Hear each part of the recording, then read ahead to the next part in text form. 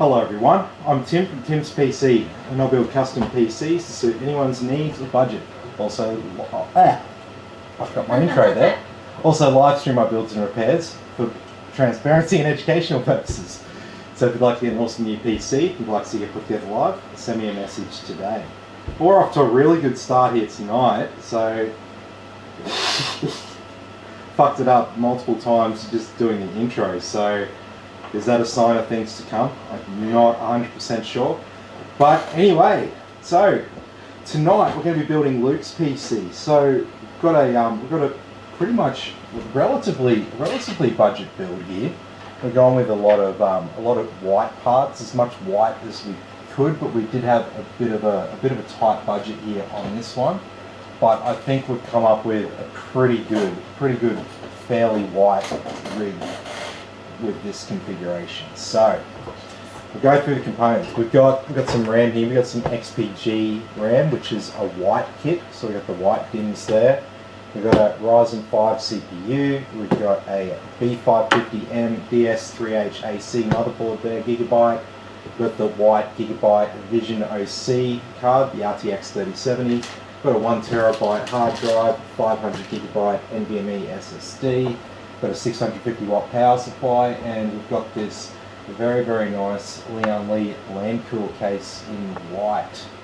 So yeah, we've gone with as much white stuff as we could here, but keeping it definitely under the $2,000 mark, if I remember right. Land cool. Yeah, that's the name of this case. I'm pretty sure the Land Cool 205 mesh. If I'm remembering this right, I think it's the 205. Yeah, I think it's a 205.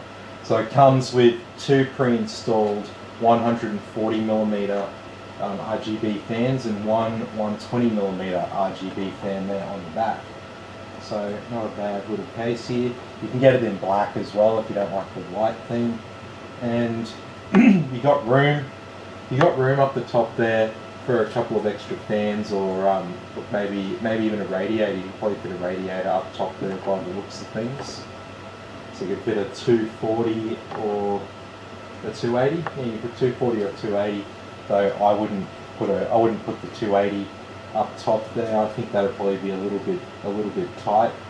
I'd probably look at putting the 280 on the front there. Just do a 240 up top there. That'll still leave you plenty of room there behind it. Sometimes if you go with the 280 up top, you might run into an issue with the height of your memory. So that is one to definitely consider. If I make that mistake, it's like, oh, I've got the wrong fucking cooler. Oh, that kind of sucks, doesn't it? But oh well, that'll just go on the next person who orders that size cooler. It's no big deal. If you do it and you've opened up one cooler, they're not going to give you a refund for that because you've already opened it up. Once you open it up, if it's got nothing wrong with it, these retailers and wholesalers in the tech world, they don't do refunds like that. Like I explain certain things about how this industry works to people sometimes, and I end up turning the customer away. But hell, what am I going to do? Lie? I'm not going to fucking lie. I'll tell them exactly how it is. And that's how it goes when you buy PC parts. Once you open the box, you're not getting a refund for that unless there's something wrong with it. Okay, it doesn't matter if you changed your mind. It doesn't matter if the part doesn't fit your case. It doesn't matter any of those reasons. There are no exceptions to the rule. If you open a box of PC parts and it's not faulty under the warranty terms, you're not getting a refund for it. Okay, so it's all on you. So I've had people, basically completely melt down about this fact when I've tried to tell them. And it's like, man, don't get angry at me. Don't like get upset with me. I'm just telling you in advance what you're going to hear when you go back to PC Case Gear or Umart or something like that. When you want to change that cooler because it didn't fit your case because your RAM's too high. And they'll just go, well, what has that got to do with us? Sorry, mate, all the parts work completely fine. That's on you. So then you'd be up for buying a brand new cooler. if I fuck it up, we can all just laugh, and I can laugh because it's no big deal because the part will end up getting used somewhere else. So, definitely double check all of that stuff beforehand, or save yourself a bit of a steep learning curve there, because that can be the worst thing if you're a little bit unfamiliar with how this industry works. You're thinking it's going to work just like any other retail situation when you buy retail products, but no, tech's a little bit different like that. Yeah. I went and picked up some stuff from Umart, and I always talk to the guys about bad customers and stuff like that, because Umart attracts a few unhappy customers with the way that they do things. They get people who rock up to their stores and expect to be able to pick up whatever they've ordered online, like instant click and collect. And it's not like that, because they've got a central warehouse, and they've got a store at that central warehouse with 1 hour click and collect, but it's still a warehouse. And so when I say a warehouse, if you're unfamiliar with what a warehouse is, it's a big ass freaking, it's like a supermarket, but the shelves are twice as high and they're twice as deep, and they're filled with pallets and stuff, and it's full of all sorts of random shit. There's going to be like 10,000 products in there probably, and no one knows exactly what's out there. It doesn't happen until the order gets picked. So you can't just rock up there and be like, right, I've paid for all this, I want to pick this up right now. They get like people melting down because they can't pick it up, and they rock up to one of the other stores that's not at the warehouse, and it'll take them like a day or two to get transferred to those other stores. So they get all sorts of like aggro people. And I rocked up one day, and I was just having a chat to the guys there, and they're like, man, do you know what today is? Because I was talking about a bad customer I'd recently dealt with. And they're like, do you know what today is? Today is the anniversary of the guy that we had in, that we had to call the police. I was like, are you serious? Yeah, he'd threatened violence and wouldn't leave, and was completely losing his shit, and they had to call the police. And once the police rocked up, he completely calmed the fuck down and just went outside with the police. And yeah, I think they were saying that there was some sort of like repair on one sort of product for him that was going to be done. Yeah. But it was going to be sent away for repair, and I think he wanted it like right then and there. What? And the product came back repaired a few weeks later, and they like sent him emails to pick it up, and he never came back. So whatever part, I can't remember what part it was, whatever part, he never ended up picking it back up because he got so angry that they didn't just do what he wanted right then and there. So, alright, enough bullshit storytelling now. So we'll get on with the build here, I think. Put this hard drive out of harm's way there. Alrighty.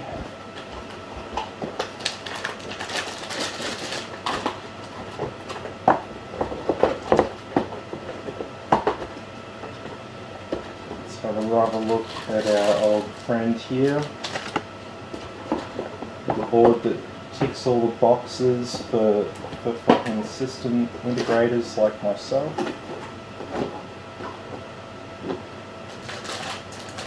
Because it has the right combination of a few features that tick the universal boxes for customers, which allows us to be confident in recommending it as a general recommendation without having to spend too much money. And so MSI's got another one like that, which is of course the Pro VDH Wi-Fi. Very, very similar to this board. The MSI one does have a few extra features on the Gigabyte one here, but the Gigabyte one still ticks all those key boxes. So what am I talking about? What are the key boxes? The key boxes is dual channel memory and 4 slots, dual RGB headers, so 2 5-volt and 2 12-volt, 2 M2 slots, and Wi-Fi Bluetooth built into the motherboard. as well as minimum heatsink on the MOSFET and VRM. Very, very minimum there for that. Can't have a motherboard there with no heatsink on the MOSFET and VRM when we're using modern graphics cards and CPUs. It just gets too hot, especially if you chuck like a 3080 on it. So if you watch like all my streams, and I don't think there's too many people who'd watch every single one of my live streams, but if you do, and maybe you caught this one, but there was a guy who bought in a PC for repair, and essentially he had like a 2080 Ti, and he had the cheapest ASRock motherboard that they sell, and just like an i5 or a Ryzen 5 on there. There was nothing wrong with the CPU on the motherboard, but it was overheating and shutting off, basically like you had a CPU that was overheating or something like that. So when he described it to me, I'm like, oh yeah, that sounds like you've got a CPU cooler that's dead or something like that. I'll have a look at that for you. No, nothing wrong with the CPU. There was the high-powered graphics card in there, and its communication with the CPU, which has a lot of a big. Sorry, let me say it again. Has a big heat effect on the MOSFET VRM there, because you can't plug a high-powered graphics card into your motherboard without taxing other components on the motherboard. So when you buy a computer, you don't want just the best graphics card you can get and then just the absolute cheapest possible motherboards you can get. You don't want that combination. That will send you down a path of, I don't want to say misery because that's a bit over dramatic and stuff like that. It'll set you down a path of finding out that you have to buy a better motherboard anyway. And if you're on a budget, that's a bad mistake to make. Alrighty, so we got our memory here. So it's just a 16 gigabyte kit. We sort of went with as much white stuff as we could. But these kits here of XPG, Spectrix D50. These kits here, you can find them under $100, which is good. Brand new, of course. Yeah. Hey, how you going, man?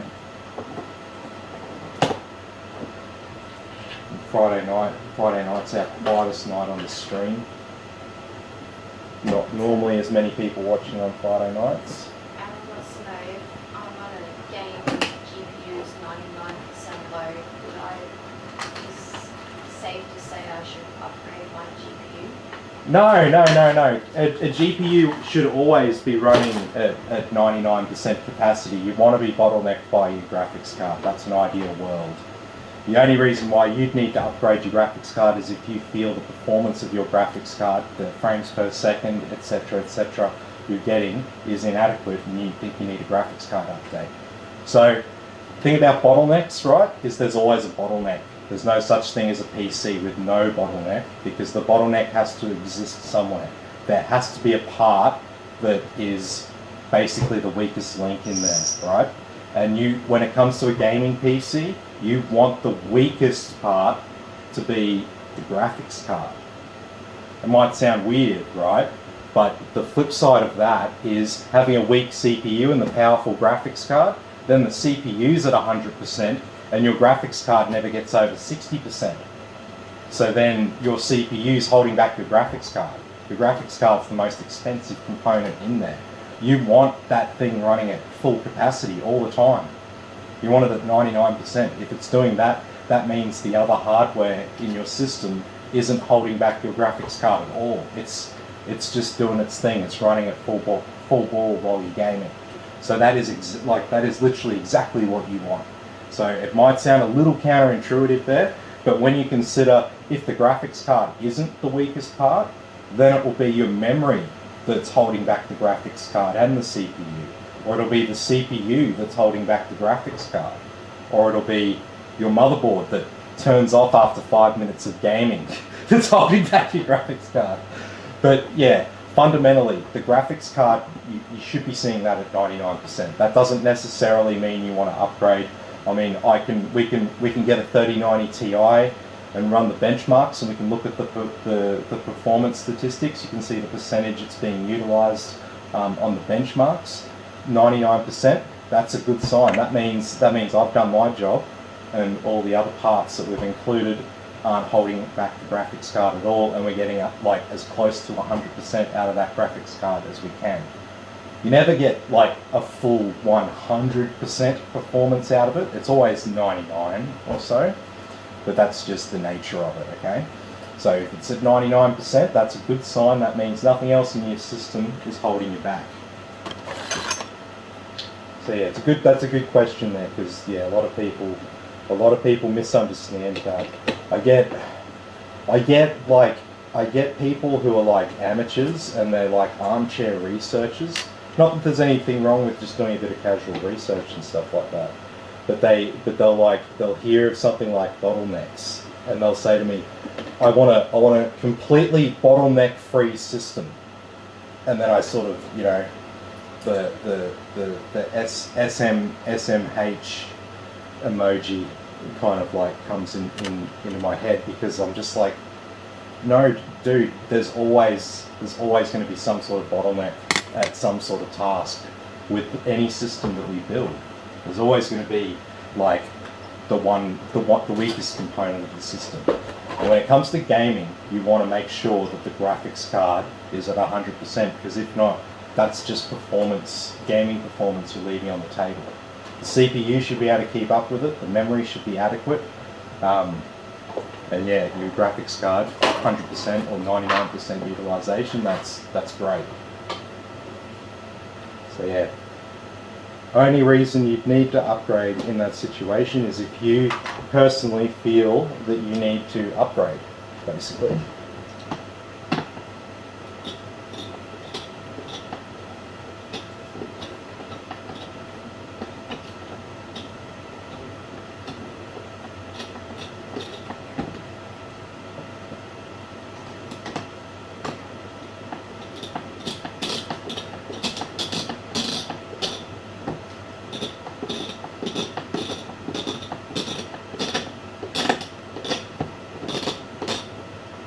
Really not playing ball with me.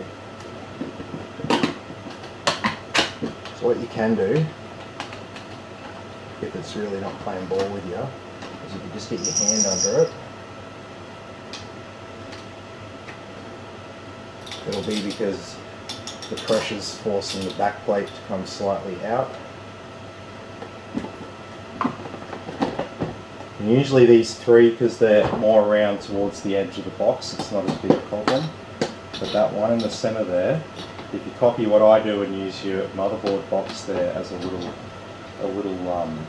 table, you'll find a problem with that M1 sometimes. And then yeah, once you get them started, you can just go ahead and tighten them all down. But you don't want to just tighten one down and then go and tighten the other ones down. It's just a little bit harder. You get them all just started to thread into the back plate. Then once you do that, you can just go around corner to corner and tighten them down. There we go. So there's our stock cooler. So you'll get a stock cooler with pretty much all the CPUs except for the really high-end ones, like your Ryzen 7s and 9s and your i7s and i9s. Not to say that there aren't Ryzen 7s and i7s that come with coolers. Yep.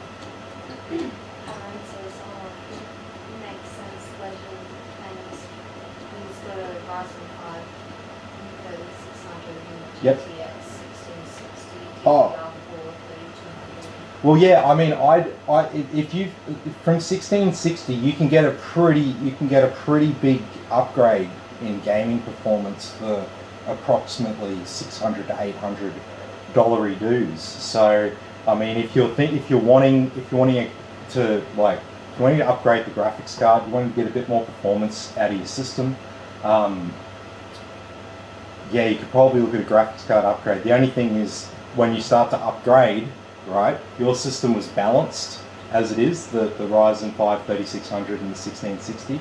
that was nice and balanced, you go and put like a bigger graphics card in there, then there'll be a very, very slight CPU bottleneck. It'll only be slight, but with a 3060 and like say a 3070 or something like that, which you can get for about $800 right now. Yeah, there would be a slight bottleneck there. Not very much. You'd still be getting way more performance just putting that 3070 in there. But if you started looking at the stats, how you were looking at it before, seeing the graphics card at 99%, once you plugged that more expensive graphics card in there, you'd start seeing the CPU usage would be getting higher. Because the more frames these bad boys are pushing out, the more CPU power you need to keep up with it. So that's kind of how that works. So sometimes when you upgrade, it's like you have to upgrade this and you have to upgrade that.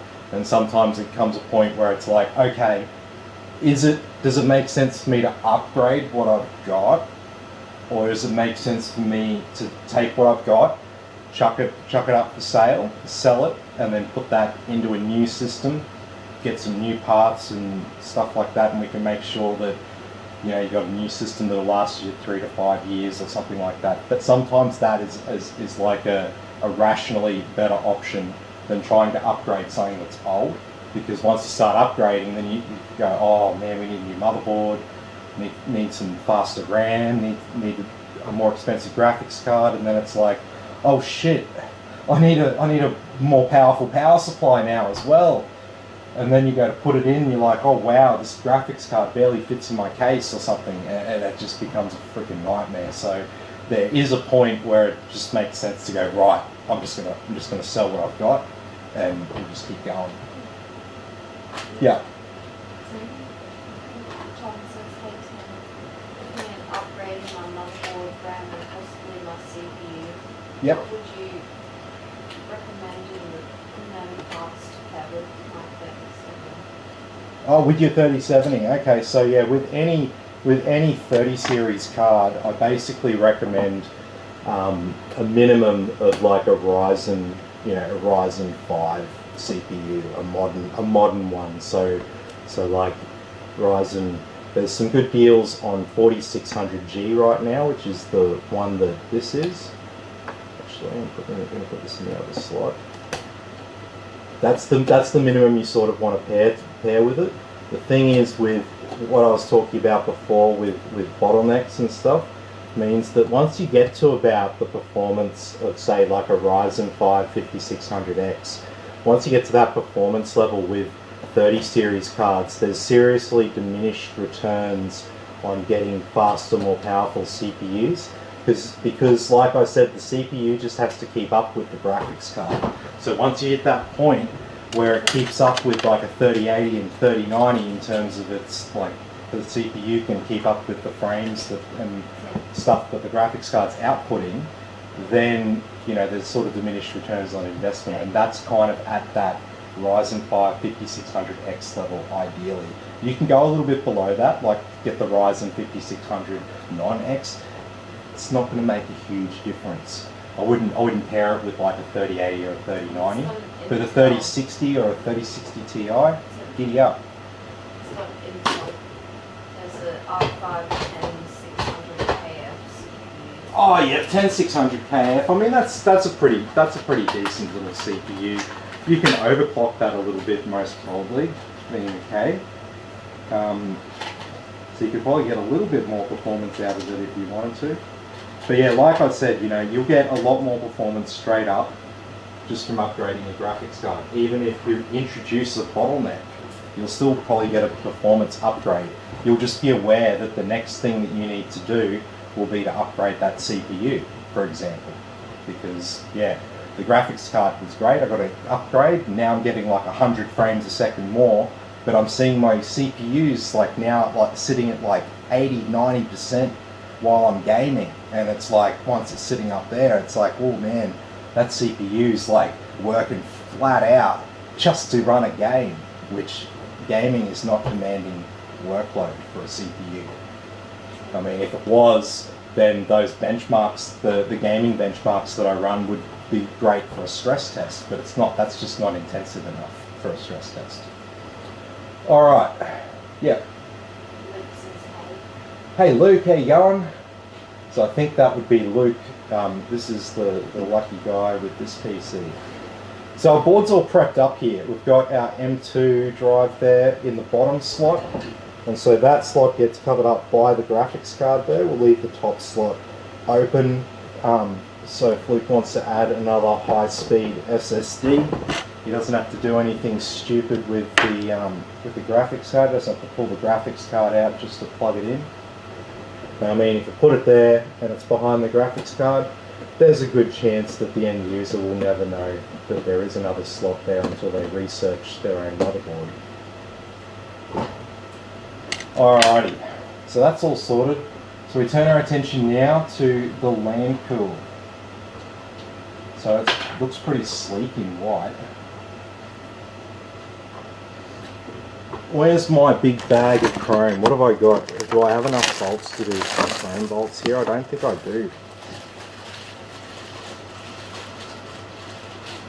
No, unfortunately. When I got some spare chrome bolts on a white case, I like to swap out the black for silver chrome. Not a big difference, but just a little thing that I found people appreciate. But I mean, in this case, we didn't have the budget for like a fancy white power supply here, so we just gone with a regular power supply. So there will be a little bit of black on the back where the power supply is. But we'll do what we're going to do here, as we always do. We've got a micro ATX board going into an ATX case. So we're going to do what we can to run all of our cables at the bottom here real discreet, so we don't see a shitload of like cables running up from here. We'll run what cables we can behind our motherboard strategically. We'll run all them through and plug all that in like that, so then we don't have a whole heap of cables coming around here. And then we'll have just the power cables and graphics card cables coming through from here.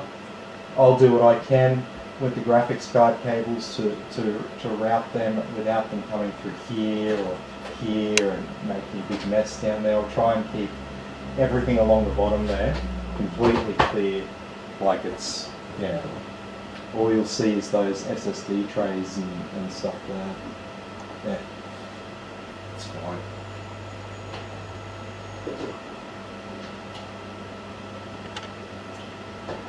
If you're building for the first time, I wouldn't recommend stuffing around with that. It makes no functional difference. I just do it because I'm building PCs for other people, and I just try to make everything around the front there look as neat and tidy as possible, because if I paid someone to build a PC for me, I'd expect them to at least make it neat and tidy for me around the front.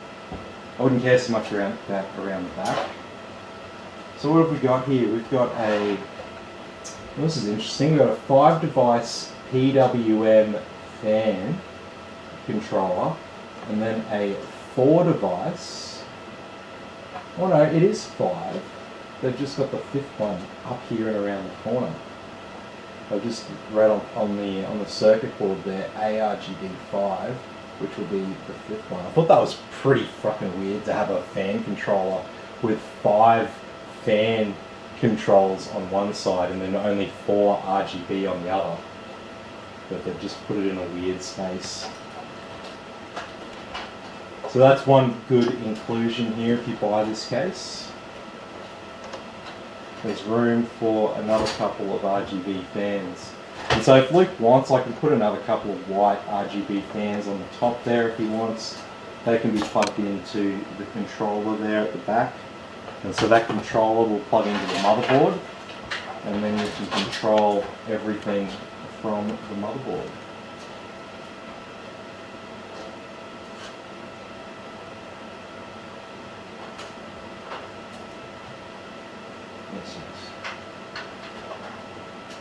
What have we got in here for our drive trays?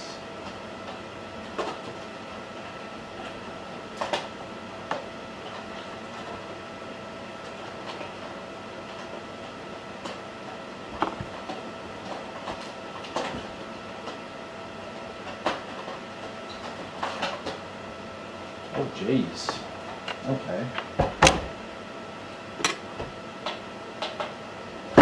So our drive tray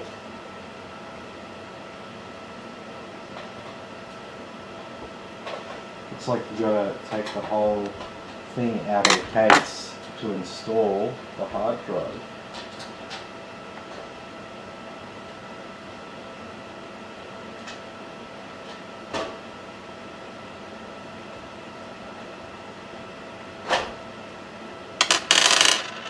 So that's a bit of fun. That'll give some users a bit of a headache. Or if they just put this on like backwards.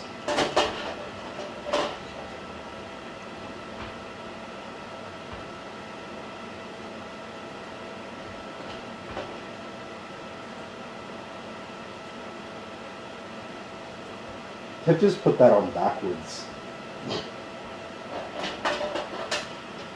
This drive tray, see it's got the nice little drawers. These were at the back there where you can't access them. So that's why we had to take the whole freaking thing out.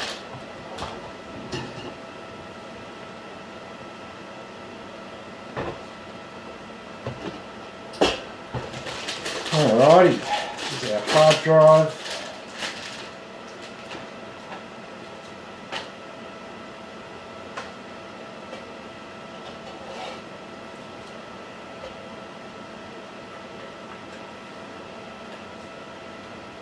Alright, and we've just got the 2 bolts here.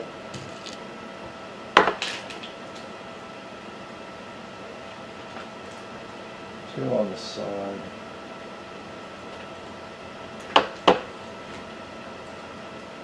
Sometimes you won't be able to use the bolt holes on the side, and you'll have to use the ones on the bottom there. Just FYI. I guess we could just install that just like that.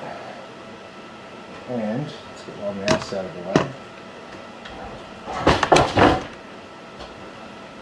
So I'll put this back, but let's put it back the right way so we can actually just access our drives.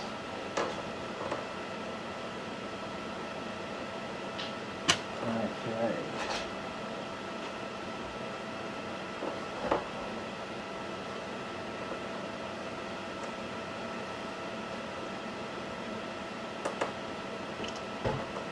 At least it will let you adjust the position of the hard drive trays. That's one thing I do like.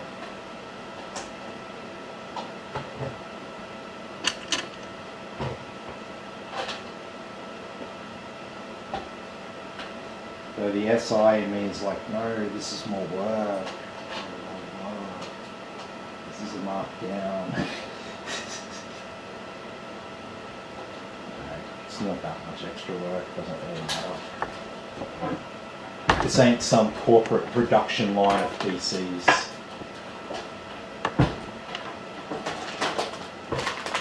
There's no corporate efficiency targets or anything like that. PC takes a bit longer, it takes a bit longer.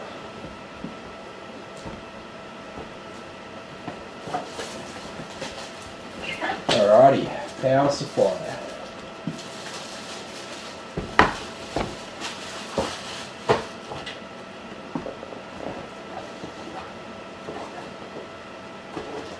Alright, documentation.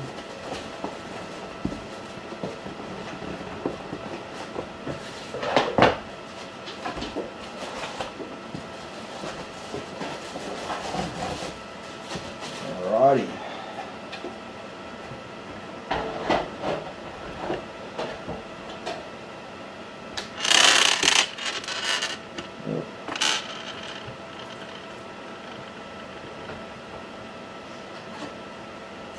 Yeah. Miss Walsh asked me, to buy the new Threadripper that's coming out 6,500 USD. Oh, hell no. Hell no. No.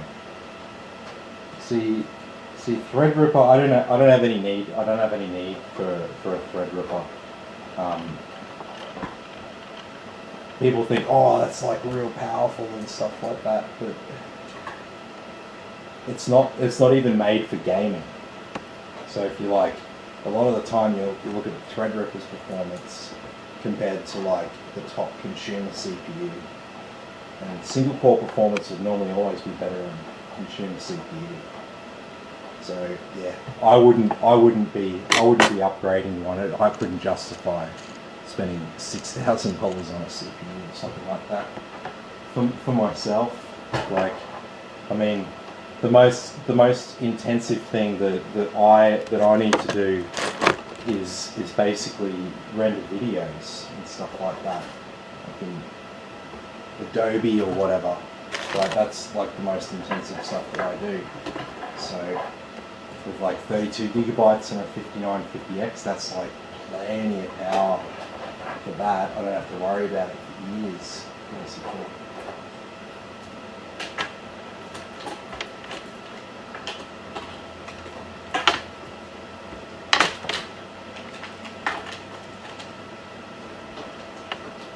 Okay.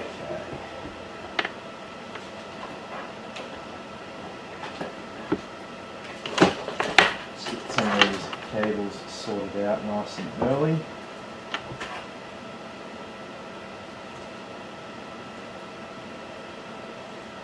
So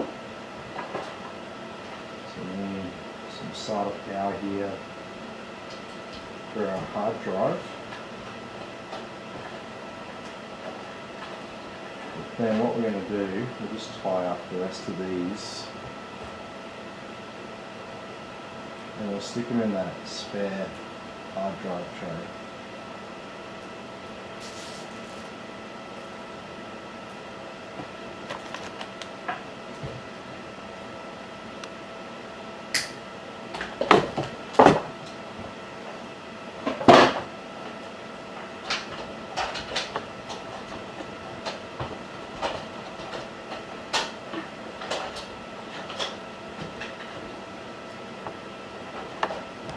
So they can just sit away down there, and we'll have a SATA power connector over here. And so we can just plug in one of these touch start cables here.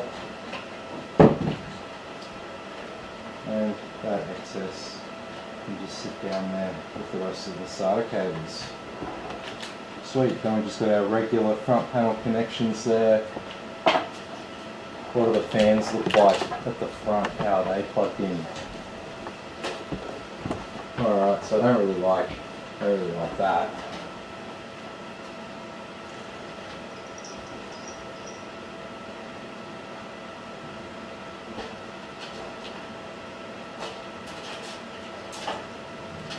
Okay.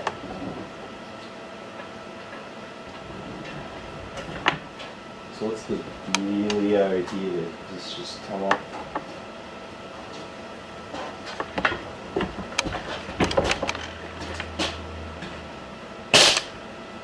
Comes off from the bottom there. What do we do?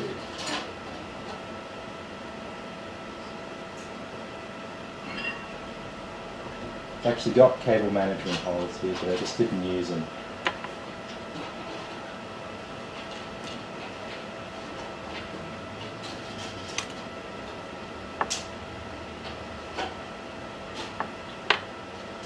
Perfect. And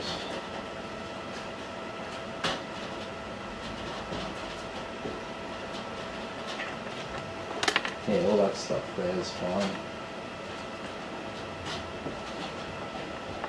Is there anywhere I can fire it down to there?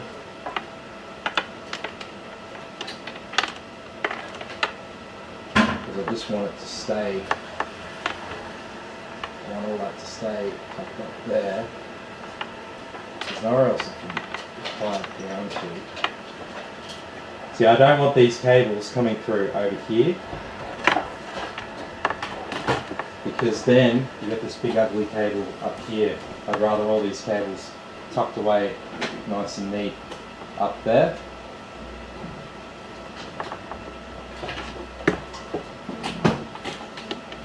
And if we we just sort of stick them there in that corner. And if I just hold it in place with just one cable tie here, this is probably the best way of dealing with that problem in this case. Yep.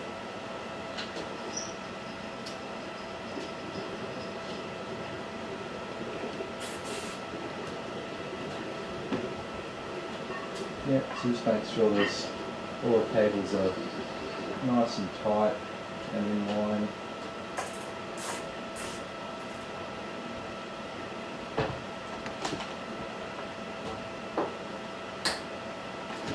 And there we go, so they're held in place there and they sort of come up around, they get sort of tucked in there and then they don't stick out the front there.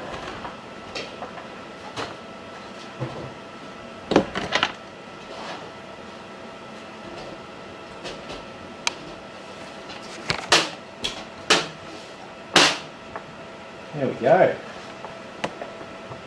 Alrighty, so we have these two front ones.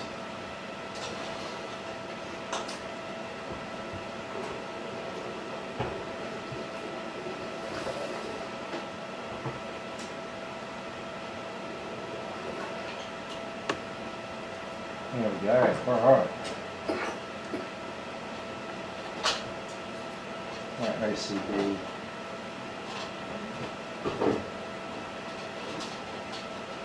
Sweet.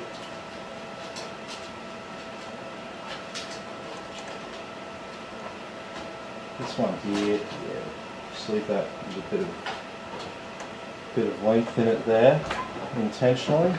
Okay, so let's turn our attention to around the front here. So we don't have a cooler or anything to install, but we do have a micro ATX board in an ATX case. So we'll have to change the offsets around. So this is a real pain in the ass if you don't have the right tool. Some cases will give you the tool, other ones won't.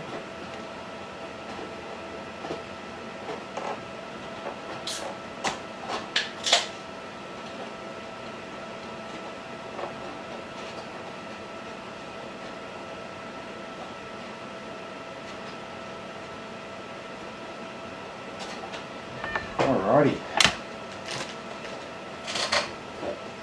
Let's get our I/O shield. So make sure there's none of those little clips that hold things in place. Bend them up so they're not in the way. You don't want them sticking into your USB port when you go to install it. That'll piss you right off. Speaking from experience. Okay, let's lie this thing down. And so yeah, Luke, if you want extra fans here, we can do extra fans, but extra white fans here that can go in up the top if you want. If it doesn't feel complete to you or whatever, I know all that stuff's important.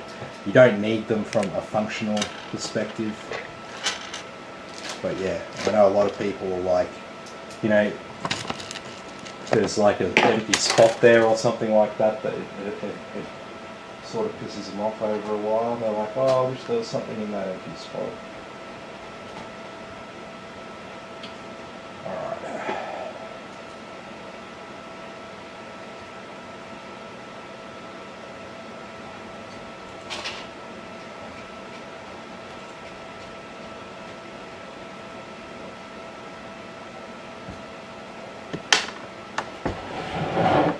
Okay, alrighty. So we've got some motherboard cables plugged in. What have we got here? We've got a front panel audio cable. So I'm just going to slide that down there nice and discreetly. Plug it in just there. Sweet. The main other ones are we need this PWM cable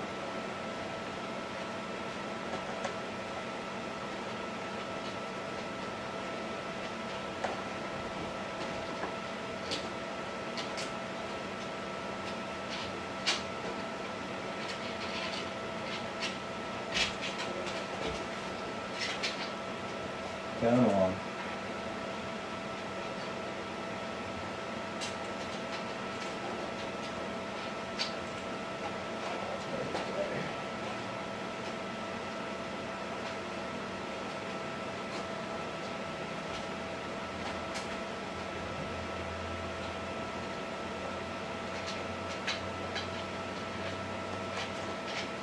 There we go. Wrong side of the offset.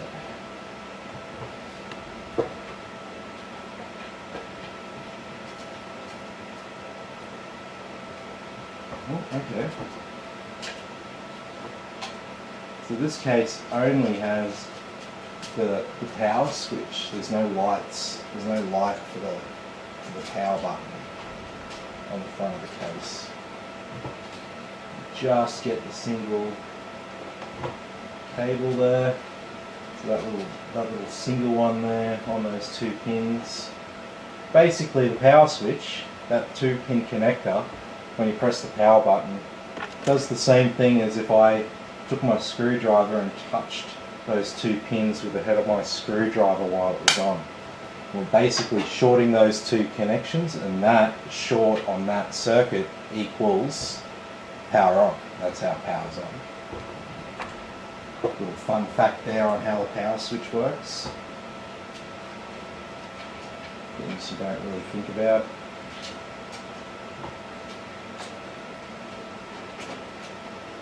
But yeah, have you ever wondered why the power switch is just 2 little pins at the bottom there? You might not have wondered why. You might not have even thought to ask why.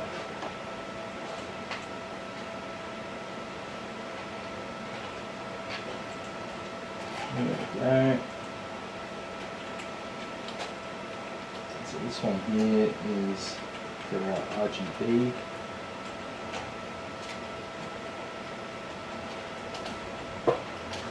There we go, that's all sorted. USB 3. Alrighty. We are charging along here.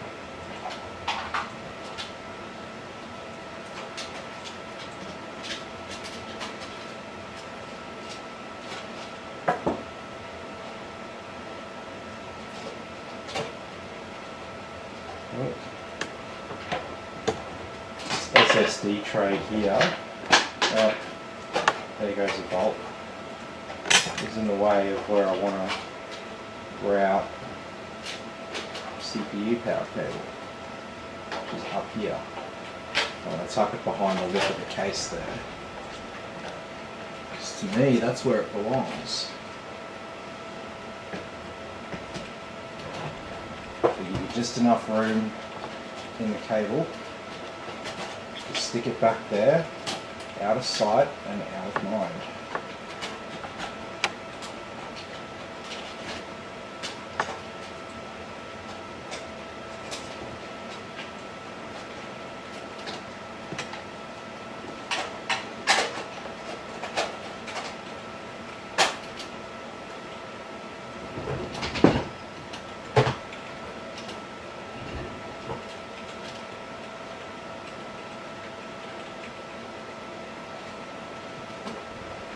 Alrighty, so it's all starting to come together here.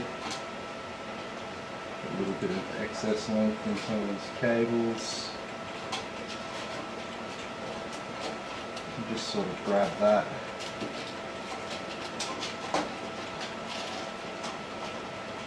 Got this lip around the side of the case there.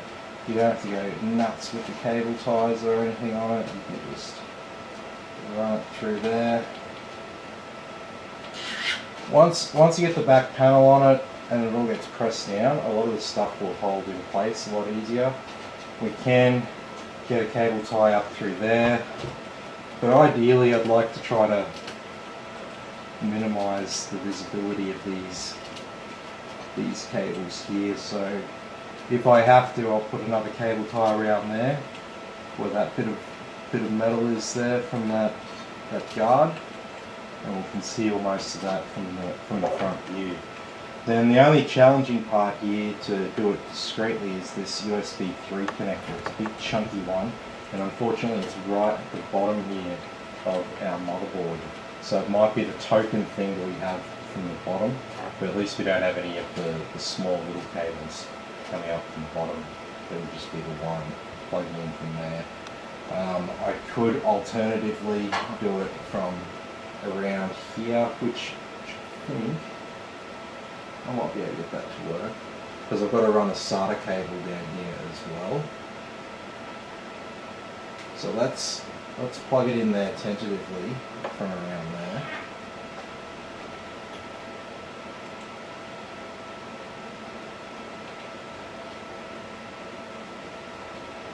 Maybe we can sort of have it there. The graphics card will hold it down a bit there. That might be a good way of doing that discreetly. Yeah, let's give that a go. And a motherboard power cable. That's up the top here. Oh. So it's a 20 plus 4-pin connection. Isn't that a 24-pin connection? Well, yes, but it's a 20-pin connector plus a 4-pin connector. So just to be technical there. All right, we've got everything. We've actually got everything plugged in there because we've got the fan controller and RGB controller out the back. So I just needed to plug in the 1 and 2 cables related to that. So it was nice and easy. And we got the capacity to fit another 2 on that controller, so you don't have to worry about plugging any more stuff in around the front. If you wanted to add another couple of RGB fans, you can go and do that.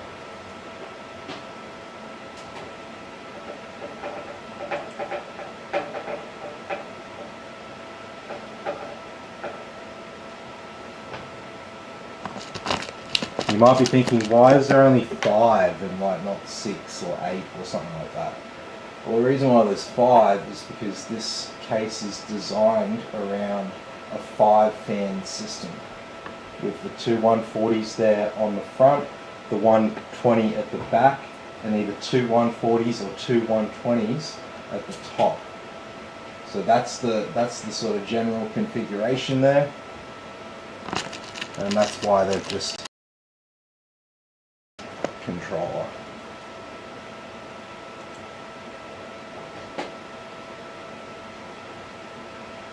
Alrighty, so we got everything all plugged in except for our graphics card, so let's go do that.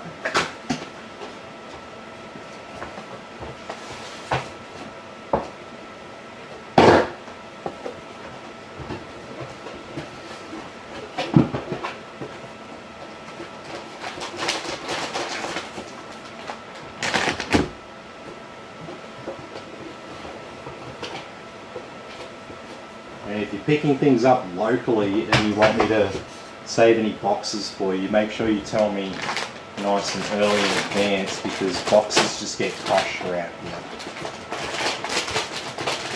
Unless it's something different, I might swap something out in the background there with an empty box or something like that.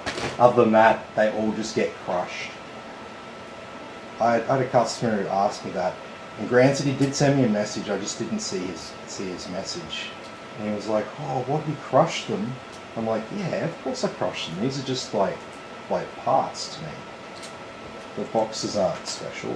Like, they look cool as background and stuff like that. But like, you know, each individual box for each individual product is not really,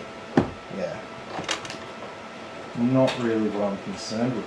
It's just, it's recycling waste. It goes in the recycling box.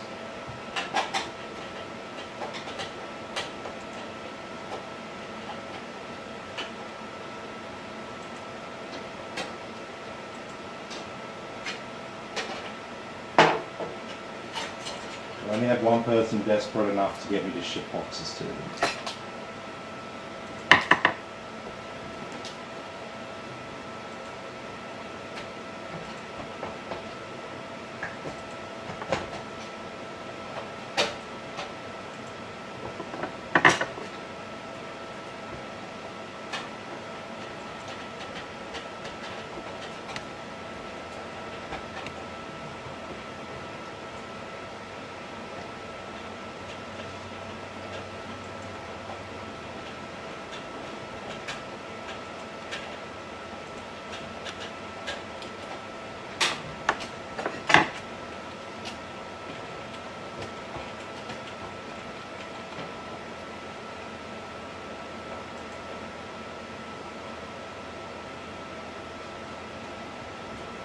cable prep here for our connector.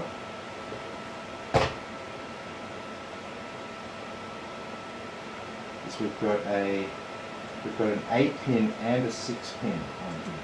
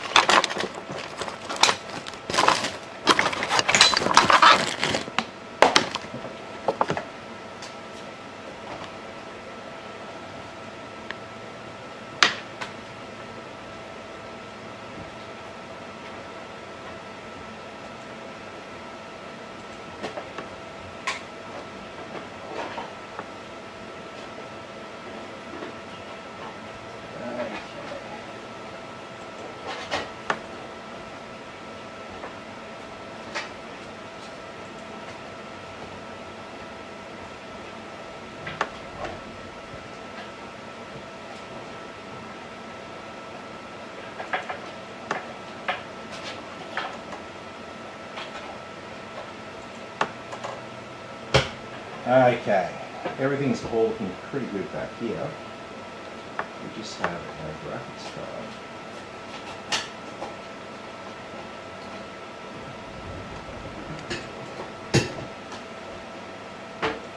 Okay, so give me an 8-pin.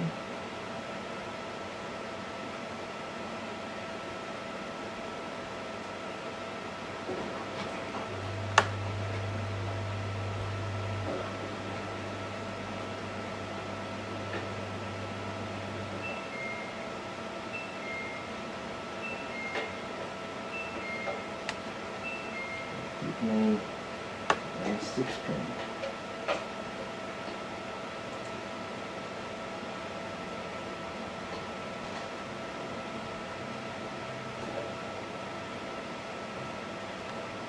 Nice. Very good. So the only thing we have left to do is plug in our drive SATA cable, but because Windows 10 loves to put boot manager on whatever drive's in the drive 0 position, and with our main SSD's an NVMe SSD, which you can't even see anymore because of the graphics card. But we'll just get Windows installed first and then I plug in the hard drive. Once Windows does its thing, and then we've just got one empty hard drive ready to rock and roll, and then we don't have the boot manager put on to the hard drive. Just a little bit of a technical thing if you're wondering why I don't just plug the SATA cable in straight away, and that is the reason.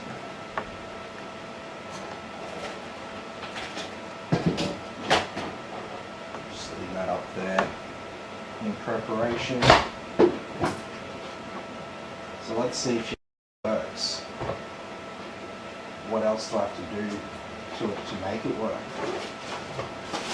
Will I just turn it on and everything be sweet? This is a good enough time to mention to Luke. When you set this up, you'll plug everything else into the motherboard, but don't plug your display cable into the motherboard. That has to go into the graphics card.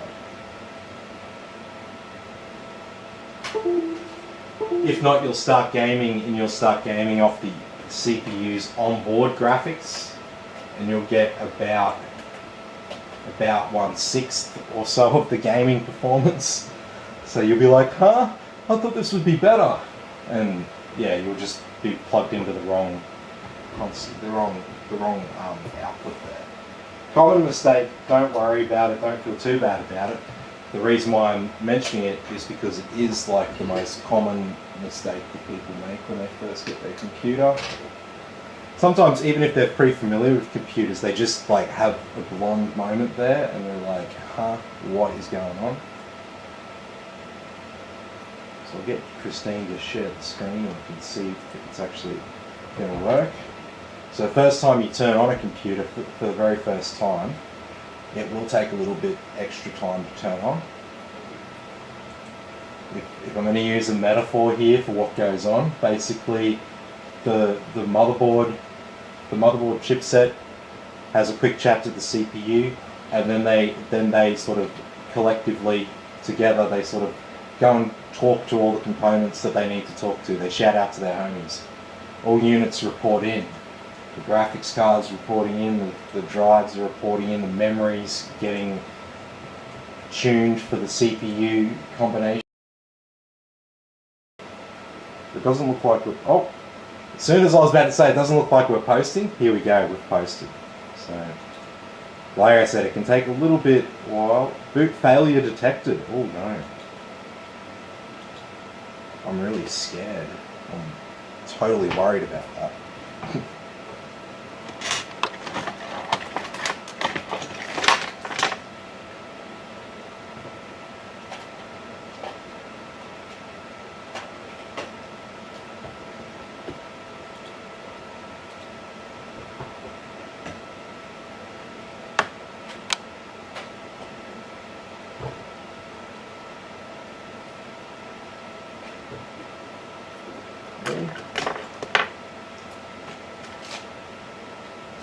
So I want to do a BIOS update here.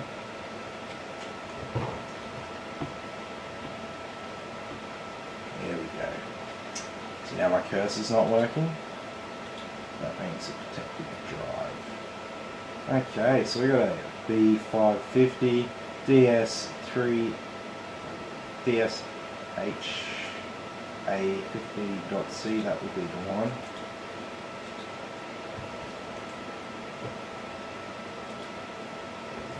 Sweet.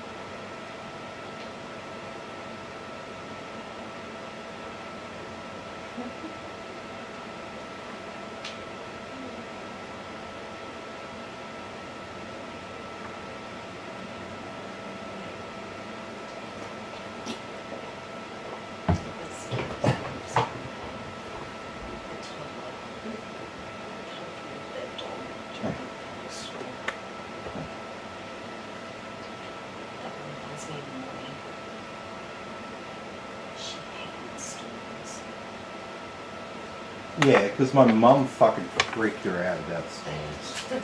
Oh, I I'm like, Mum, why are you training the dog to be scared? It's like teenage me, still not fully understanding what was going on. It's like, oh, just fucking empathise. I'm like, if you just tell her that it's all good, nothing to be scared of, it's a dog. It's gonna. If you start freaking out about the storm, the dog's gonna freak out about the storm. If a storm comes and you let the dog inside and you just start acting completely normal, like everything's great, the dog will just start going, oh yeah, no, everything's completely fine. My owner, he's completely happy. So if he's happy, that means there's nothing wrong. That's how dogs work, man. But seriously, that's how dogs work. They respond to your energy. I'm not being silly here.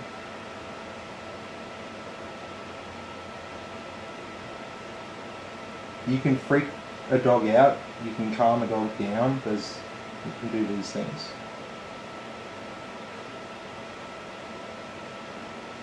So our BIOS update here will allow us to upgrade to Windows 11 whenever we want.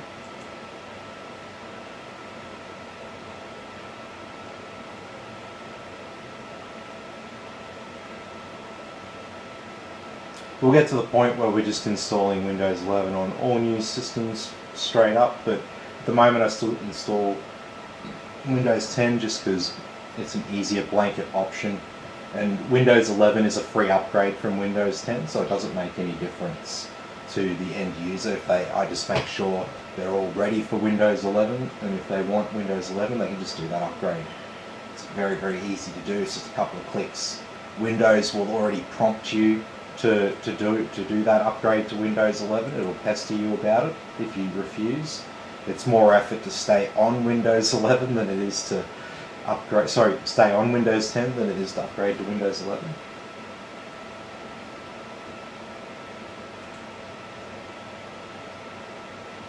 And so they're much for muchness for the end user.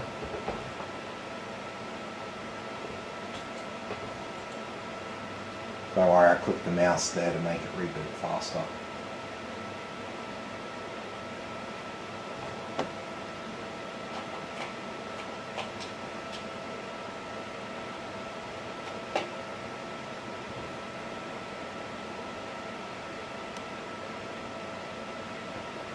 Alrighty, so after a BIOS update, you've got to, it's basically like you turn on the computer for the first time. Everything gets reset to normal, nothing gets saved from before.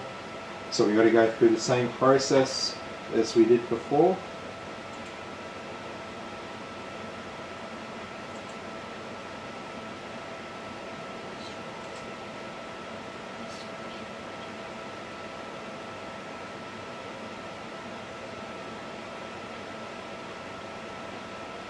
What's that?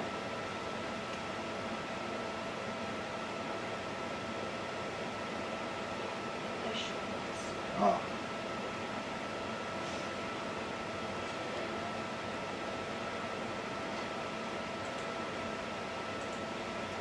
Pretty quiet night out there. Yeah, kinda. I mean, Fridays. Well, people have lives, you know. Why have we got the same thing happening?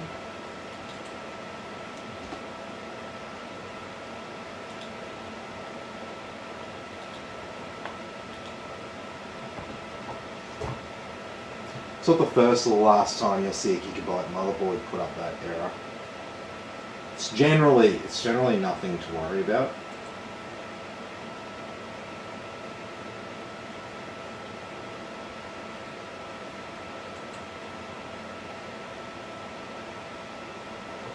We just enabled our XMP profile, and now we'll start the Windows install. We'll get that on here.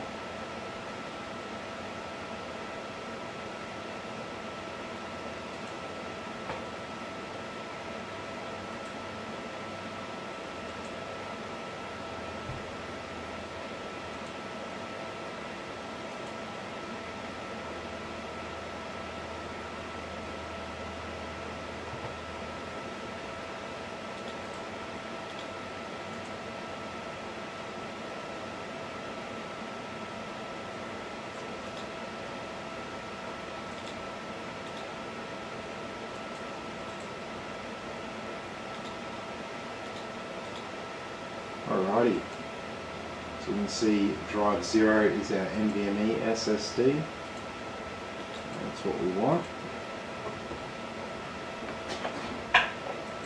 Now while that's going on, we can actually plug in our hard drive.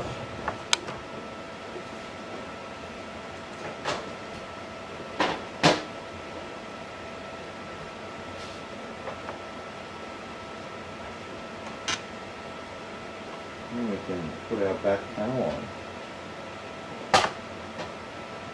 So what I say to people about cable management, you'll know you've done enough cable management around the back if you can put your back panel on nice and easily. That's pretty much it.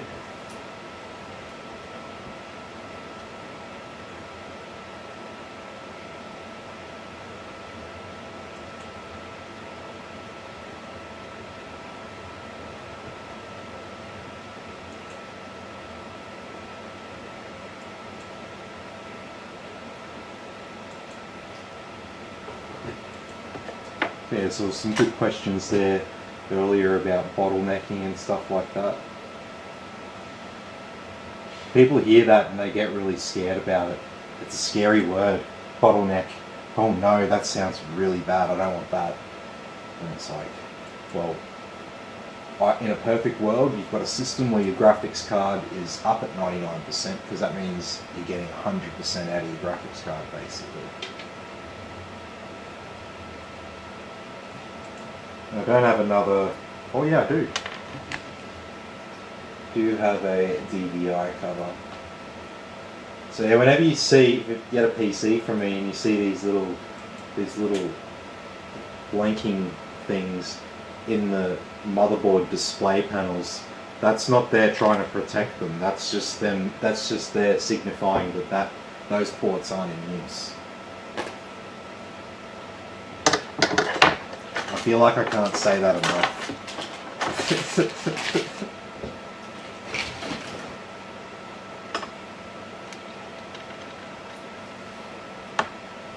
Alrighty, how's that looking? Yeah, sweet. I don't like where that single power switch cable is staying. Play around with that.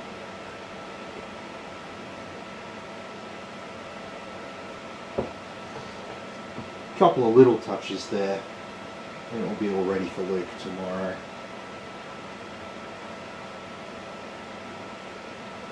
Just me being picky though. There's nothing wrong with it from a performance perspective.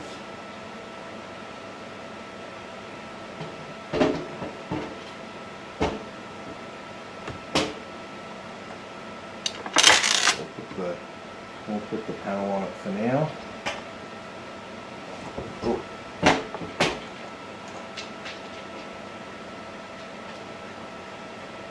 Put the panel on properly.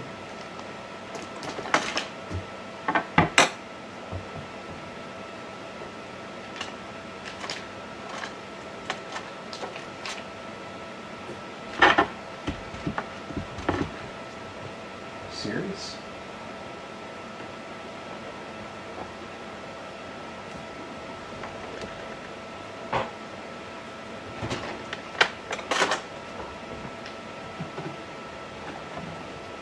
Okay.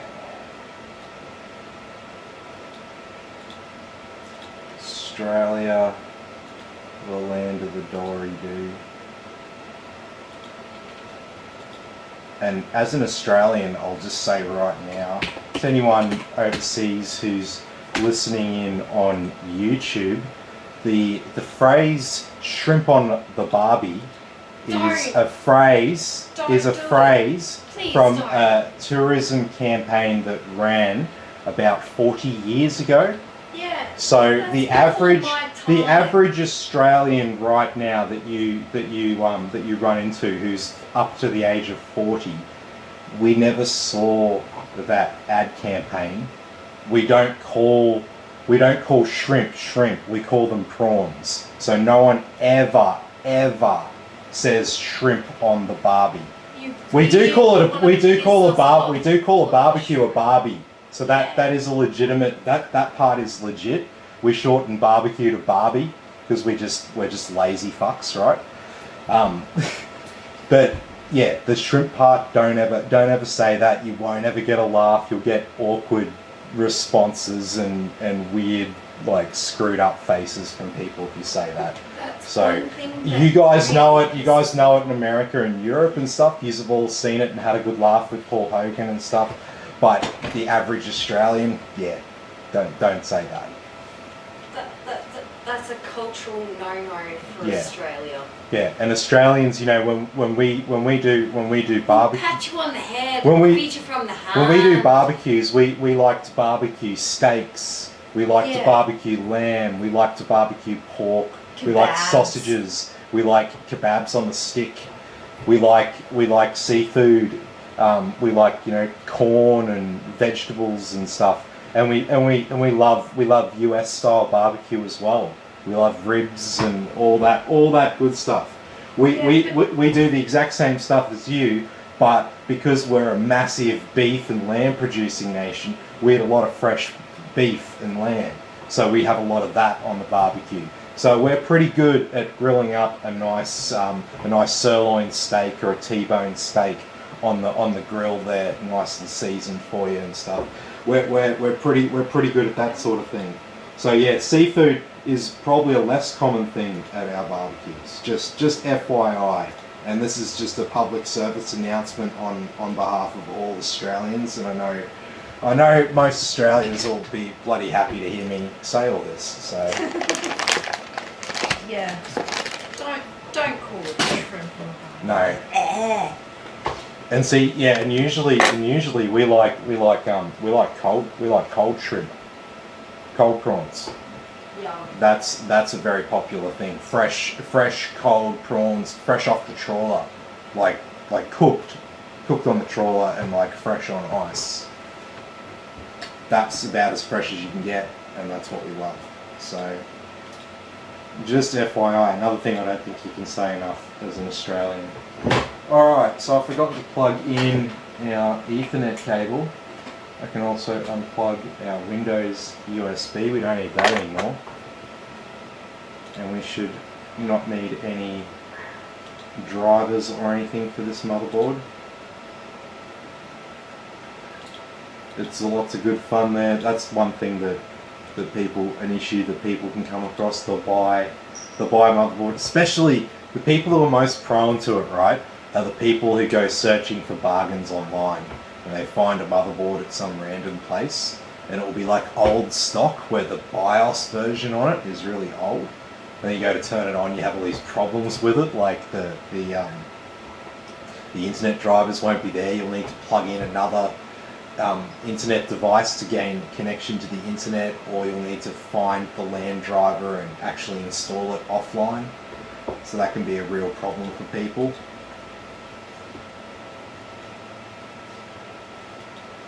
You buy a computer, right, and it's like, oh, yeah, sweet, you bought your computer, but you can't connect to the internet until you get something that you need a computer and an internet connection to get. That's the one bad thing about not having a CD drive that you can use with your computer these days. So you don't really get the software. It relies on a connection to the internet there.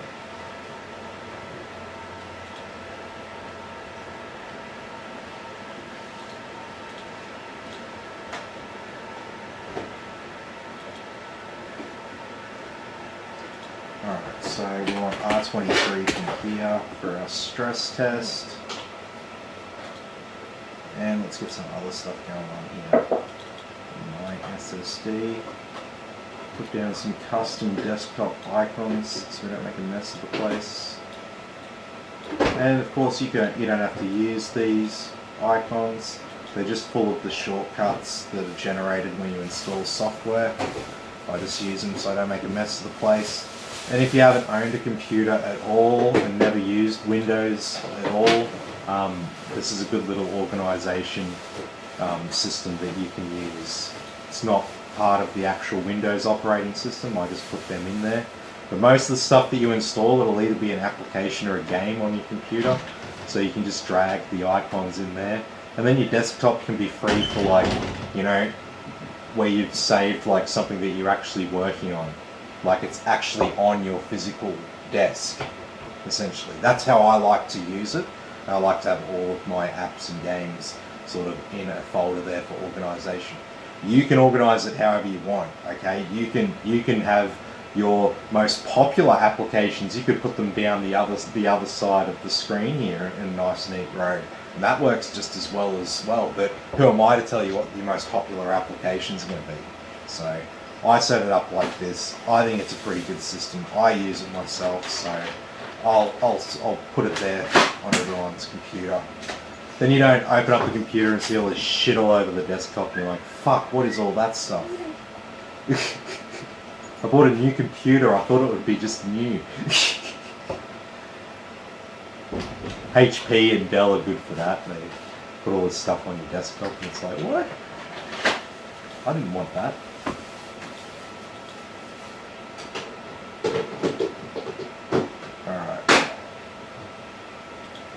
this one here is the Gigabyte App Center. So this comes with your motherboard. So if you were to install the CD that came with your motherboard, we were to install all that, we'd get this application and the actual drivers. But with this application here, will just let us download it all from the internet. So, what do I do it from here?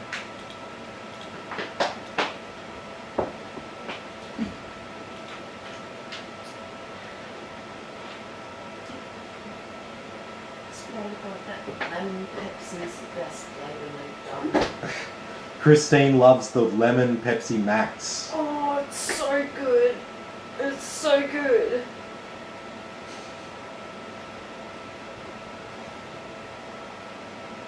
If you're wondering what it tastes like, it's not very lemony.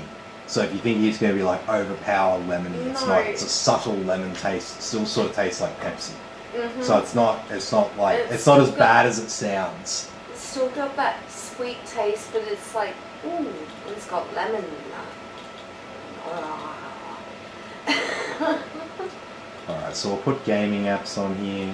No. We install things like Google Chrome and VLC Media Player, things that like everyone downloads. I mean, I don't know what browser you prefer, but you know, I'll put the most popular one on there because most people can do it. And some of this other software, CPU-Z, Crystal Disk Mark and Disk Info. So these disk applications here, the two. They allow you to test your storage devices, so your hard drive and your SSD. It'll also tell you the health of your devices, so you don't have to guess when your storage device is going to die. You can actually see when it's going to stop itself. Get a little bit of a heads up there, which is always good before you lose everything.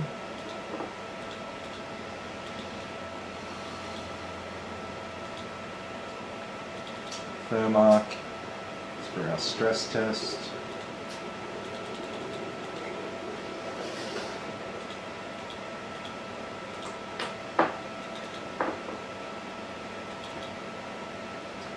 Hardware monitor down here. This is a very important app.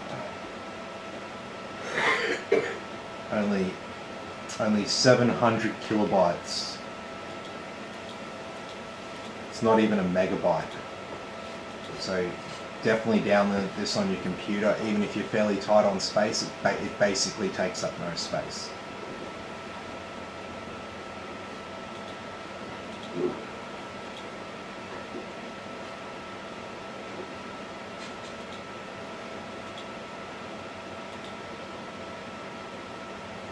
Don't need an IQ.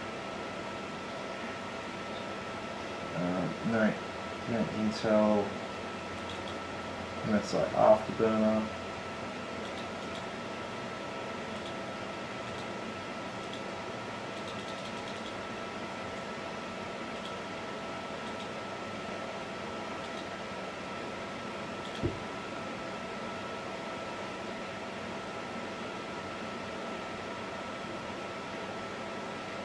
I hated how the settings screen can take a while to refresh when you pull it up and you haven't been on the screen for a while.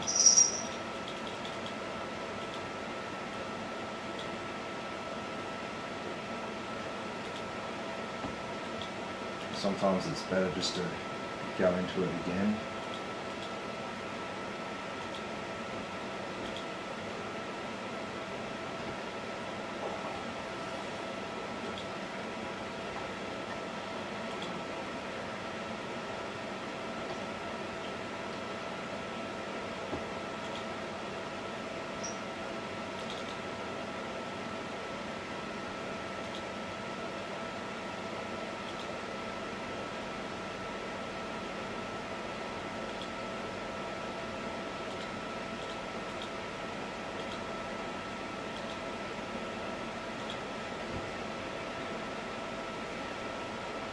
I feel like our internet's a bit slow tonight.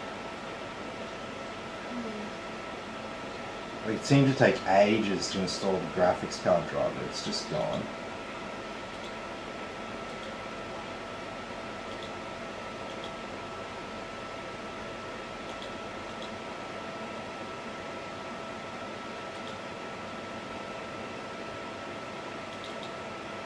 So we install Office 365.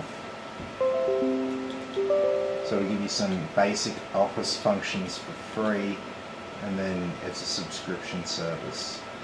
So, but it's one of those subscription services that like you'll have no problem claiming as a tax deductible expense.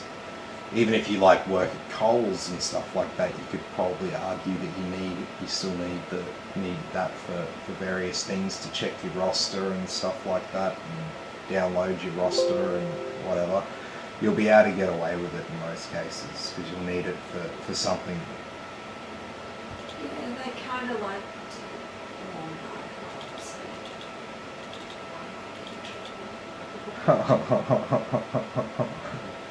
Christine's on the. she's got some naughty stuff in her head. I'm sorry. Yeah. I don't want to lose my job. She doesn't want to lose her job. It's good. A healthy fear of God is good. Hey, it's real. It's real, she says. Good point. Good point.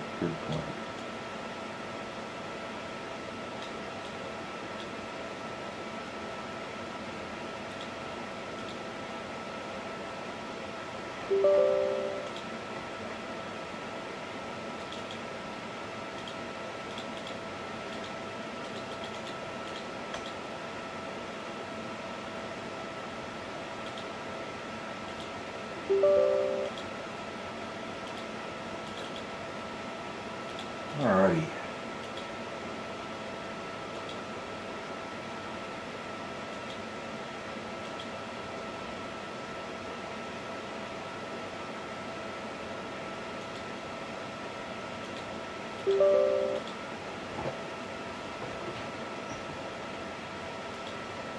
Okay, I think I've got everything we need from in here.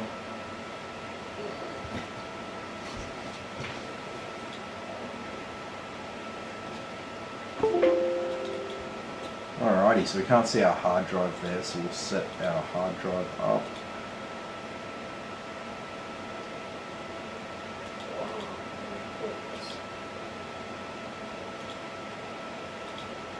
Alrighty. So into disk management here. Oh, I'm not seeing my hard drive coming up there. I'll have a look at that. Do we have a faulty SATA cable? Do we have a faulty hard drive? Do we have a faulty SATA power connector onto the hard drive? Who knows? An error occurred while trying to... Oh, had it not copied everything.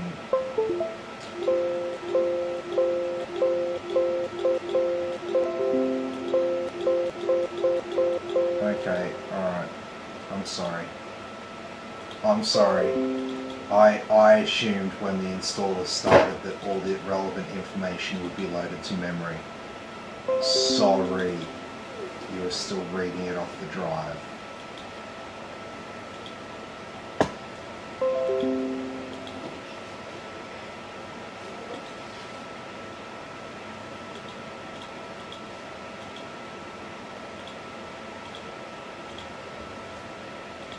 Alrighty, set up MSI Afterburner here quickly while we wait.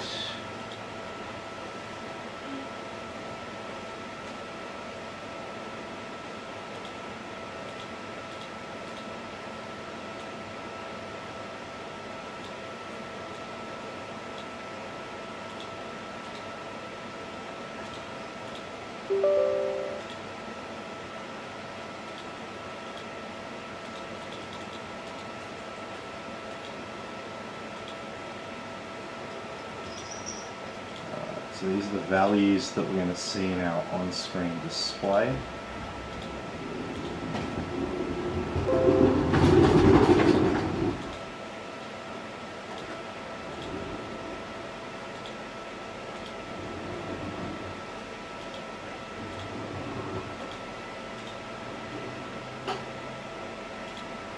Sweet.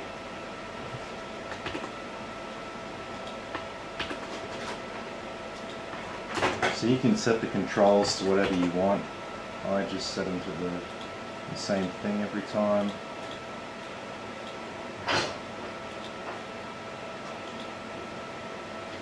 Alrighty, that's done its thing.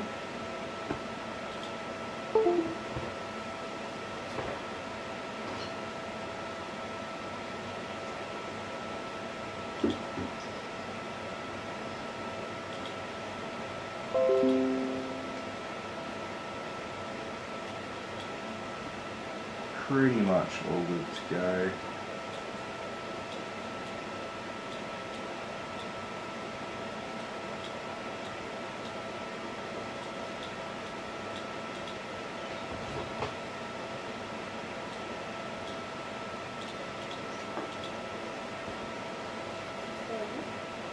Okay, that's all done.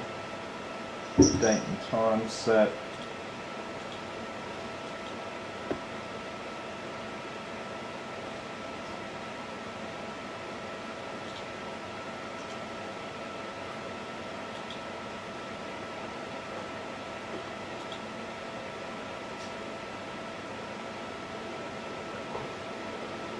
All pending restart.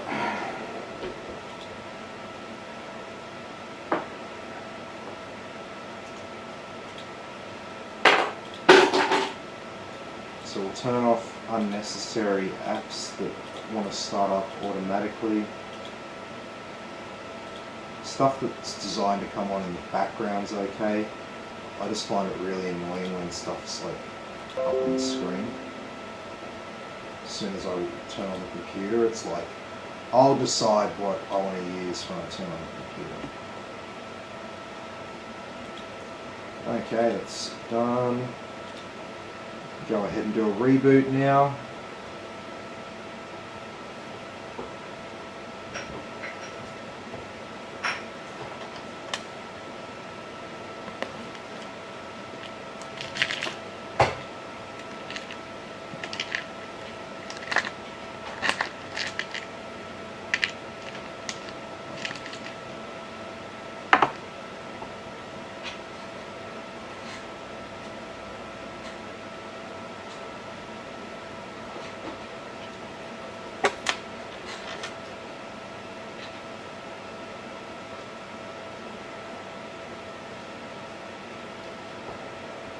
That looks pretty cool. Yeah, looks sick. I'd be happy with this. I like the brown. Yeah, it's nice.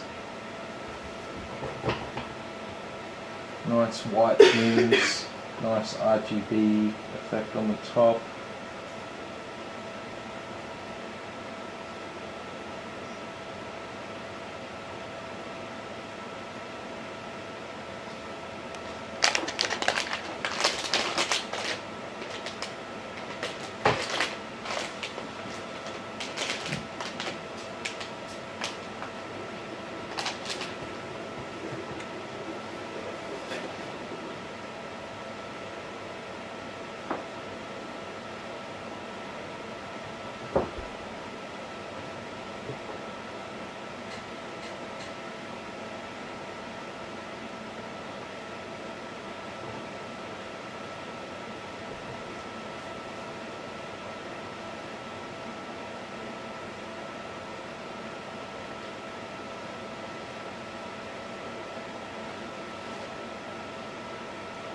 Sweet as. Come on, clean up, hurry up.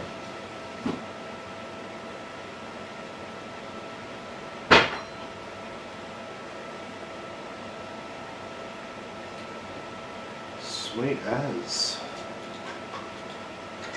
We'll have some cumulative updates.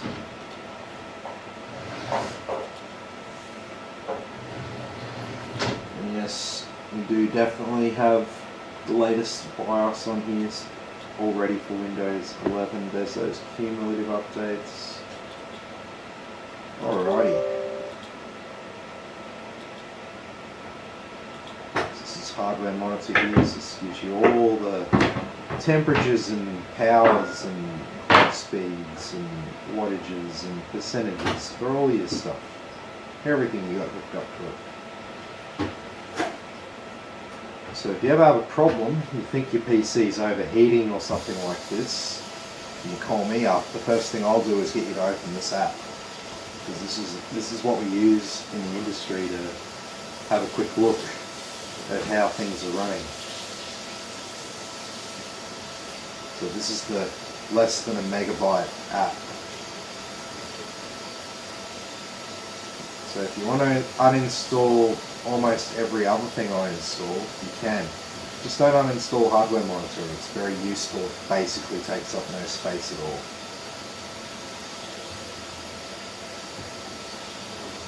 And so we'll run our gaming benchmarks here. So we'll run Heaven here. High, no anti-aliasing.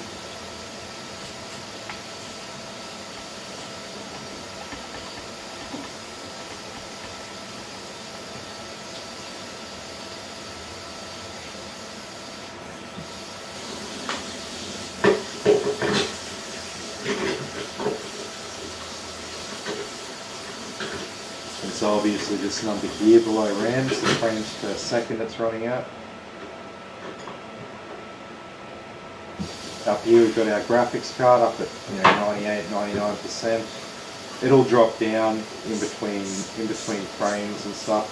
The main thing you're looking at is if we were CPU bottlenecked, getting back to what we were talking about before, we would see the CPU getting pushed a lot harder than like this percentage.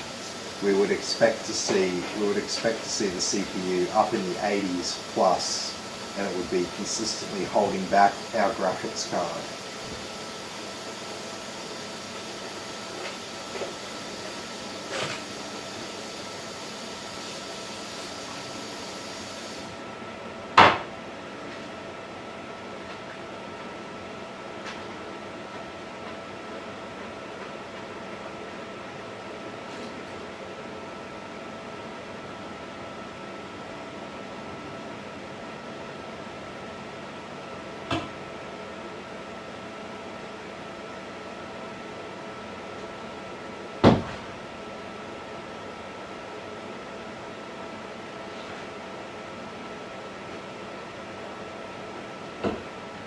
You'll see the different scenes here are pushing our 3070 to different levels there.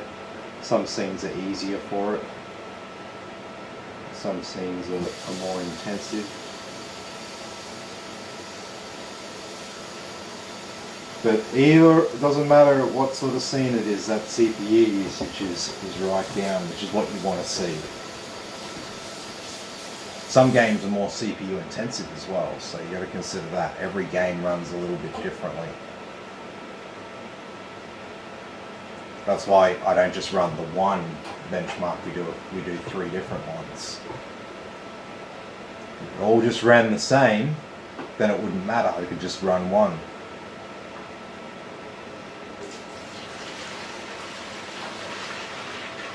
And so Heaven's the easiest one that we run.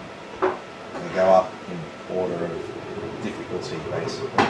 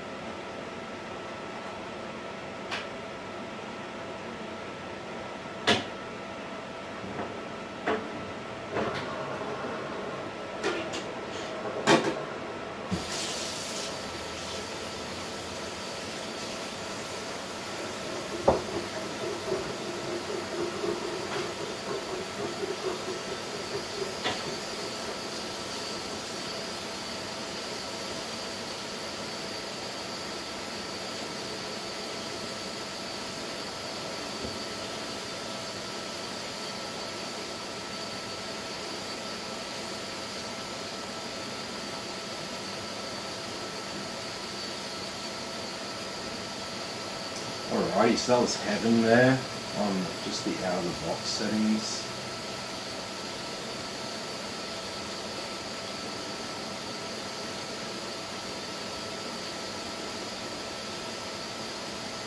Alrighty, so the next one we do is Valley, and we do this one on Ultra with max anti-aliasing.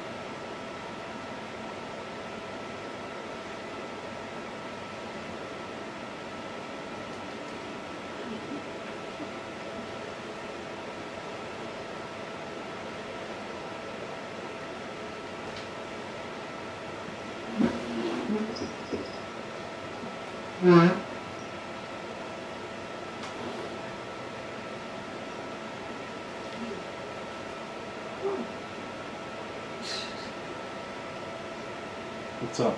Oh, the cat. He's giving me this strange look like Oh, really? he's using the mop. He's just like, holy shit, you're gonna like use that on me kind of look. Yeah, I'm gonna mop you. Attack you.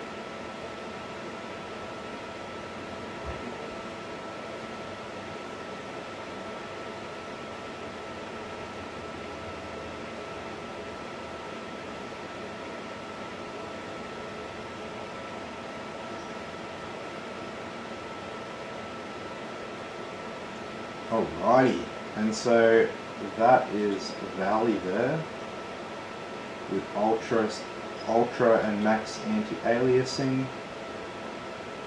And then the final one we do is the 4K benchmark.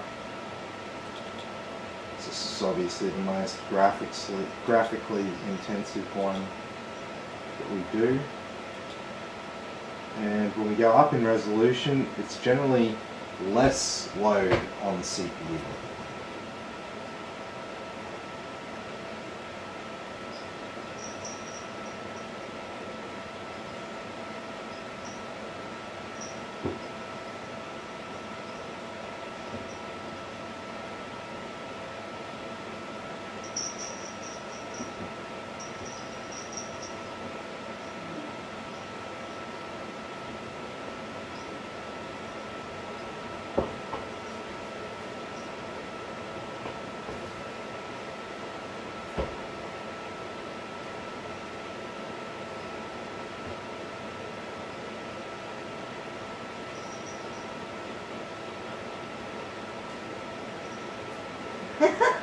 Oh.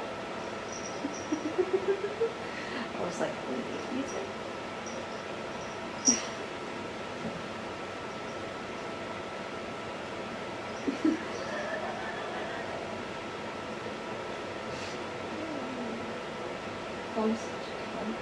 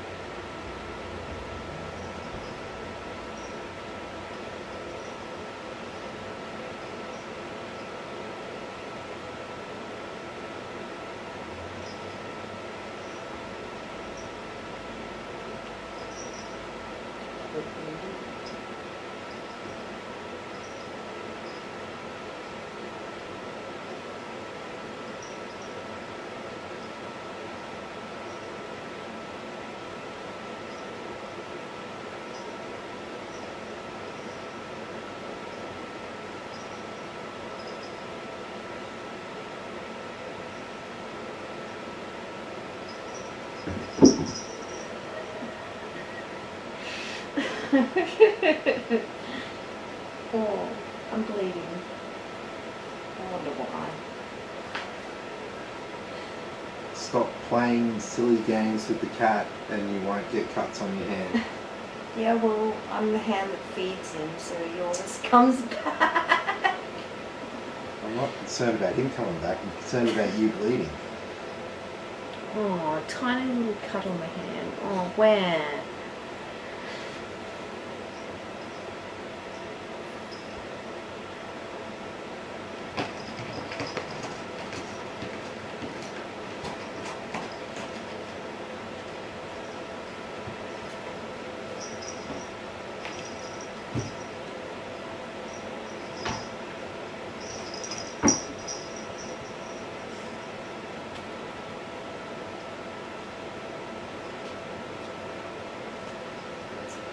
Alrighty.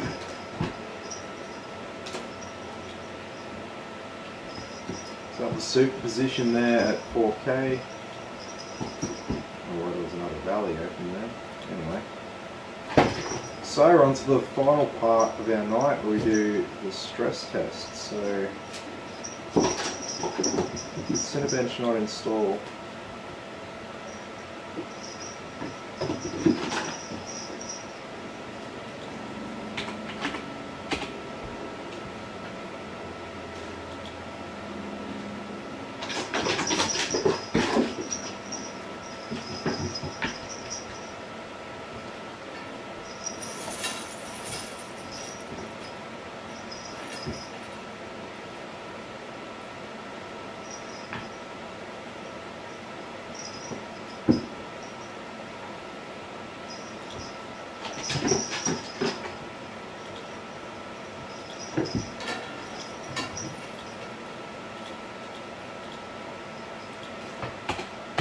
Alright, let's set this up for a 90-minute run.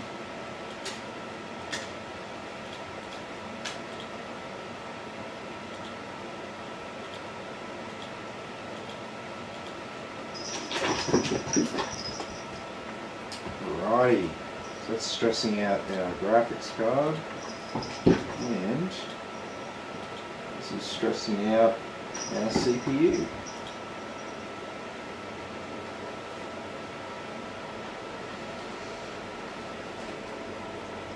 So these are our CPU temperatures, and down here is our graphics card.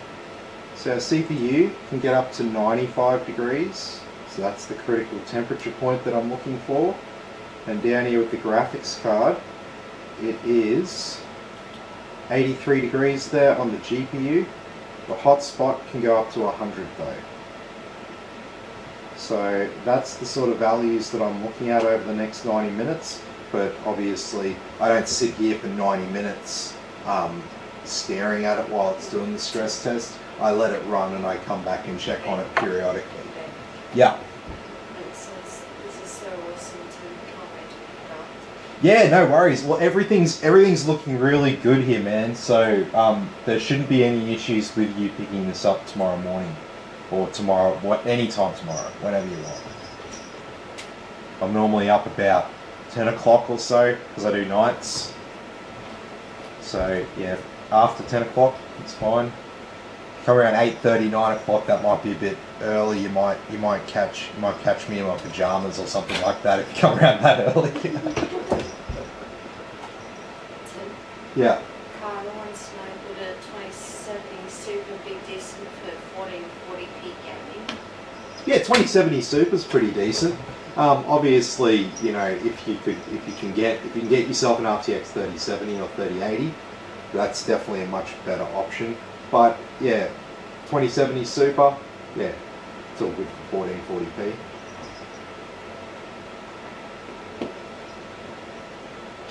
What you can do, a handy thing to do if you just want to quickly quantify what a CPU graphics card combination is like, just go to Google and just type in, for example, 5600X plus RTX 3080, and you'll probably find a YouTube video that has someone who's tested a 5600X with a 3080 in like 10 different games, and usually they're the most popular games that people play. So normally you have a look there and you'll be able to quantify exactly what that particular model graphics card with your CPU will be like. Now it's not a complete listing, right? So if the exact graphics card and the exact CPU combination is not there, you might have to adjust that to some other similar options. Okay?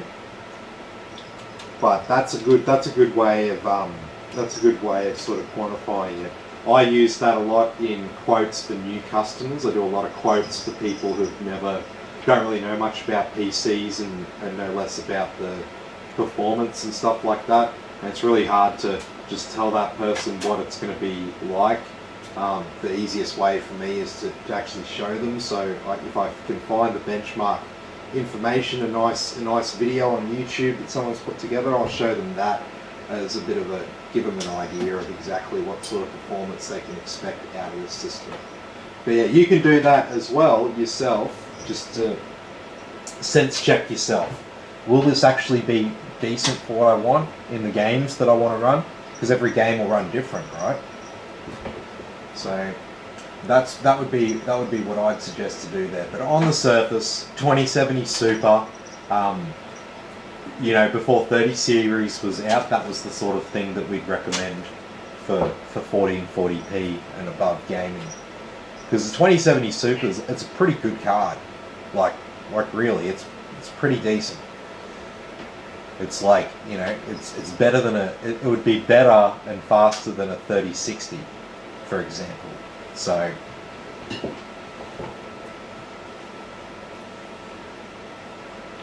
I think 2070 is roughly a 3060 or so. Probably still even a little bit ahead, maybe. I'd have to check that. See, I don't deal with the 20 series anymore, right?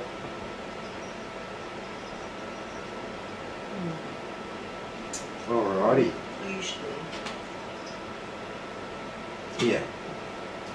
Alrighty, so I think that's where we'll probably leave it for tonight. So I'll just get Christine to make me big again and I'll say goodbye. So thanks everyone for watching. Be sure to smack that subscribe button on YouTube. We really need the subscribers on YouTube. We're very close to sort of getting monetized there on YouTube, which would be nice. So if you haven't already liked and subscribed on YouTube, head over to the YouTube channel right now and make sure you drop me that sub. That really means a lot to me. So anyway, thanks everyone for watching. Be sure you like and subscribe to the channel, and I'll catch you all in the next video.